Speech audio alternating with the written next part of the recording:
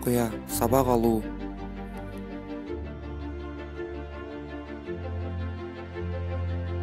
Кечилдердин бири капустанын жалбырактарын жууп олтурса, ага экинчиси келип, айтсаң, эртең мененки сабакта устаттын айткандары эсиңде барбы деп сурайт.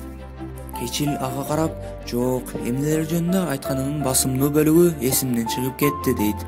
Экинчи кечил ага суроолуу карап, эстеп калбагандан кийин анда сен эмне себептен сабактарга барып жатасың деп суроо узатат. Кечил ага жылмайып, карачы, жалбырактарды жуугандан кийин анда суу калбайт. Бирок суу анын кирин жууп, аны тазалап жатпайбы? Ушул капустаны тазарткандай эле жакшы сабак алуу да биздин жан дүйнөбүздү тазартып турат деп жооп узатыптыр. Туура жашаганды бил.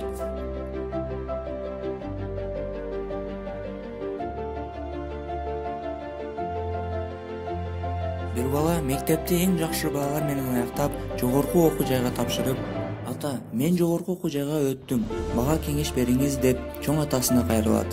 Чоң атасы: "Балам, сен бүгүн тамактандыңбы?" деп сурайт. Бала: "Ооба ата, азыр эле жеп келатам" десе, чоң атасы: "Анда бар, өз артыңды тазала, идиштериңди жууп кой" дейт.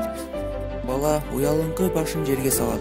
Чоң атасы: "Балам, бул жашоодо илимде эле эмес, эң негизгиси адамча, туура жашаганды бил. Ошондо гана сен эң мыкты инсан боло аласың" деген экен. Карагылачы достор, бул окуялардын кандай гана маанилүү экендигин.